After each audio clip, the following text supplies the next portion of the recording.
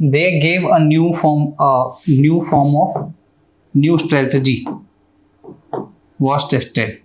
ठीक है, ये भी पता चल गया भाई ये फेल है. डायरेक्ट एक्शन सबको इकट्ठा करो और वो जो गदर की स्ट्रेटजी थी वो फेल है ना.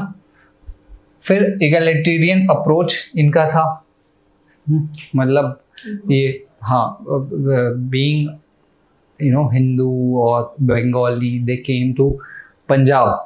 पंजाबी को इकट्ठा करने की कोशिश करते थे. And then one thing was they were asking everyone to do Vande Mataram. ये नेगेटिव में नहीं है, इधर लिख रहा हूँ.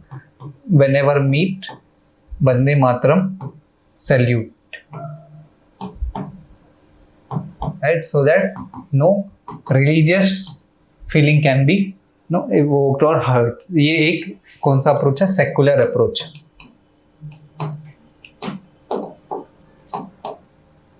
तो एक पॉजिटिव ये हो गया कि दे वर सेकुलर. और फिर थोड़ा हाई फंडा thing like they finally their work inspires what, ये बोल. नेक्स्ट है वीकनेसेस क्या थी, why did it fail. Negatives, हाँ वो नेगेटिव्स में आ जाएगा. सबसे पहले तो आप खुद से बताओ पहले, फिर हम लोग तो बताएंगे. आपको क्या लगता है जानने के बाद, व्हाई डिड दे फेल? मतलब बिना फीलिंग किए डायरेक्ट इंडिया में आकर सपोर्ट मांगना इज इरैशनल. जो हैस्टी एक्शन बिगिन, है ना. हैस्टी और uncoordinated.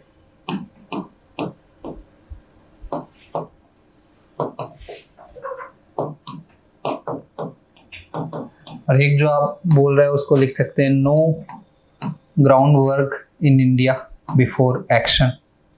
Whatever we have studied, we can only infer these 2 points, क्योंकि हम एकदम डिटेल में तो पढ़े नहीं, लेकिन बाकी जो है लीडरशिप भी बहुत स्ट्रांग नहीं थी, क्योंकि आगे तो या तो एग्जाइल हो गए थे बेसिकली, या ऑब्वियसली मतलब अरेस्टेड थे, तो बहुत स्ट्रांग या बहुत डाइवर्स नहीं थी, लिमिटेड लीडरशिप. इसीलिए ग्राउंड वर्क नहीं हो सकता था. No army with them, right. And third, underestimated what, yes, strength of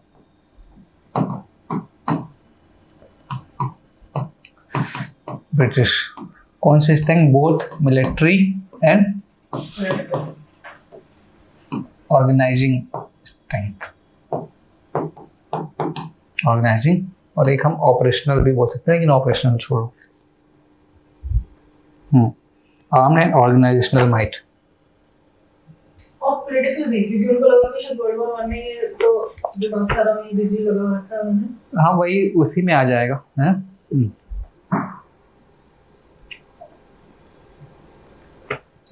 और इनका खुद का कोई ऑर्गेनाइजेशनल स्ट्रक्चर नहीं था. दे वर नॉट हैविंग एनी. इसी में लिख देता हूँ.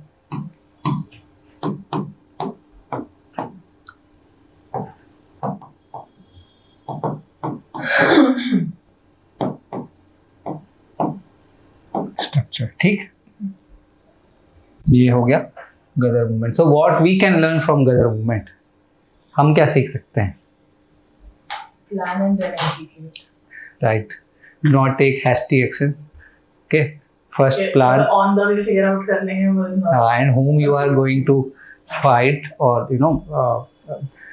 जिससे भी लड़े. We should know our syllabus before we start our writing. Right. Very good. ये सबसे सही है, आपने relevance बताया कि know your syllabus, know the difficulty of the examination, and then based on that difficulty plan and then prepare. Right. That we can. Mentorship. Yeah, mentorship is very important. Otherwise, people can ask you to take hasty action, right? And plus, it can go directionless. Directionless, obviously. See, Gandhi ji came, and obviously, मतलब बाकी लोगों का भी contribution है ना? He turned the whole era into Gandhi era. हाँ वो मतलब तो history है, अगर हम पढ़ते बट हैं तो उस पूरे फेज को गांधी ने रेफर किया। गांधी ने रहा और द एंड ब्रिटिश मी मतलब वो थे ना perplexed confuse do do dam if you do dam if you don't, वो उनकी हालत थी। गांधी को अगर पकड़ के जेल में डाल देंगे तो पूरा देश इकट्ठा, नहीं डालेंगे तो वहाँ कुछ कुछ हरकतें कर रहा है, तो मतलब परेशान है। और कोई मतलब वायलेंस नहीं है, कोई बदतमीजी नहीं है, कुछ नहीं, वो बस खड़े। और Gandhi is the kind of figure from him everybody starting from Osama to Obama सब इंस्पिरेशन लेते हैं। ओसामा ने भी अपने लीडर्स, अपने जो उनको कैडर और जो भी था, उनको गांधी की स्टोरी से बताया था कि एक मैन था जो इतना पावरफुल था। और ओबामा तो ऑब्वियसली मतलब ही द ग्रेट लीडर, तो वो लोग तो बताते ही रहते हैं। तो गांधी का वो स्ट्रक्चर है इन इंडिया पीपल। मैं यही बोलता हूँ कि everybody is not aware from over history, है ना। हिस्ट्री के बहुत सारी चीज़ों से अवेयर नहीं है। वॉट एवर न्यूज़ और यू नो सम पीपल जो बात कर रहे होते हैं, वो जो फीड करते हैं वही हम मान लेते हैं। तो लोग गांधी जी को या गांधी को बहुत बुरा भला बोलते हैं। हाँ वो तो है, लेकिन लोग नहीं जानते गांधी के बारे में, तो उनको बोलते हैं ऐसा था, ये था, मतलब but the conviction the man जो उन्होंने कैरी किया, कन्विक्शन इज फेथ के, और जो करनी कथनी में जो चीज़ बोलते हैं ना कि इंटीग्रिटी, वो बहुत सीखने वाली बात है। And when you will read his book, his autobiography my experiment with truth, and the things he reveals about himself, you can't imagine a person with such a great stature, no, you know, loved by everyone, loved by many. I would say Gandhi was not having much haters, right? कुछ थे लेकिन उतने नहीं थे। तो वो ऐसी बातें लिख सकते हैं अपने बारे में, तो that is definitely a work of which shows that how courageous he was. Yes, please ask. Birla जी की बुक है, उसको पढ़िए कभी। उसमें उन्होंने गांधी जी को पूरा डिफाइन किया, क्योंकि वो बिरला निवास में रहते थे, तो उसमें उनको डिफाइन किया कि गांधी जी किस व्यक्ति के थे, कैसे। पर्सनल लाइफ से या उनके पर्सनल चीजों से हमें कोई फर्क पड़ना नहीं चाहिए। नहीं, पर्सनल और वैसे भी उसमें सब डिफाइन नहीं, पर्सनल भी he worked, he succeeded, we have examples and hence growth. न पर्सनल भी है, पर्सनल भी everything is having reason for it, right. जो भी human being, to all is human. If you have made mistakes,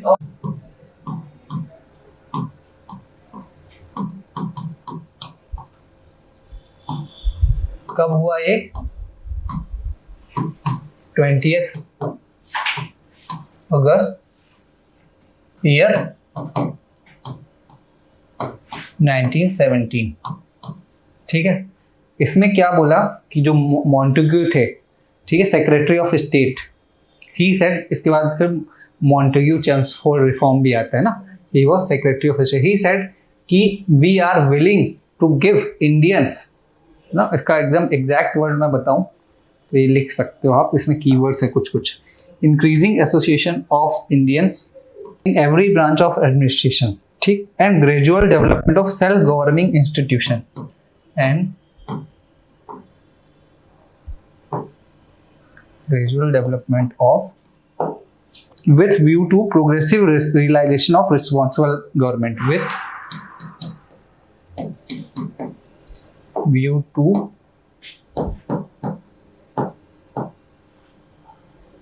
progressive realization of responsible government, increasing association of Indians,